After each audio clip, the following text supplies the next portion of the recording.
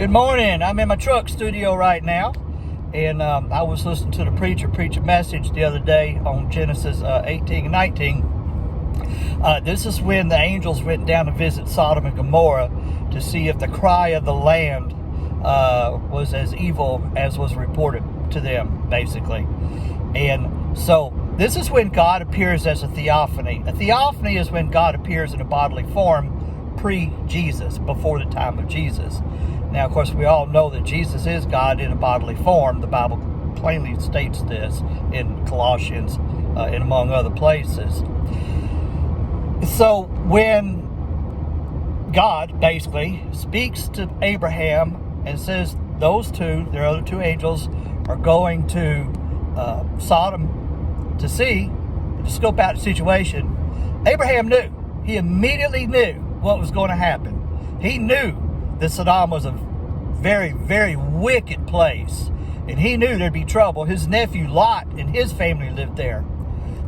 So he immediately went into action trying to basically negotiate with God. But we all do that, okay? We all negotiate with God. But anyway, he immediately went into action trying to negotiate with God, talking about, well, if you find 50 righteous people, what about 40? What about perchance 10? And he says, yeah, I'll save the city so that, these don't get killed. But what he did instead was the angels led Lot, his wife, and two daughters out of Sodom and Gomorrah before he rained hellfire and brimstone on the towns, basically. And I see this as a point of grace, because rather than destroy them with the city, he extended their grace, because they were not righteous people. I just don't see how they could have been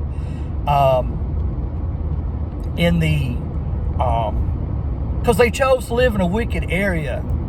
It's where he was happiest at, was in a wicked area. Now, I'm not saying that he was particularly wicked, did terrible things. His mindset was wrong.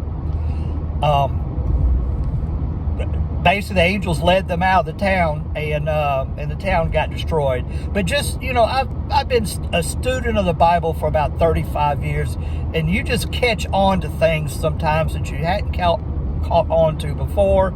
A preacher could be preaching a message, and then a little sideline would hit me like this. This was not what he was preaching on. The fact that Abraham knew, that just was an epiphany that hit me. A revelation of sorts, you could call it. Abraham knew right away there's going to be trouble, and I need to see if I can intercede.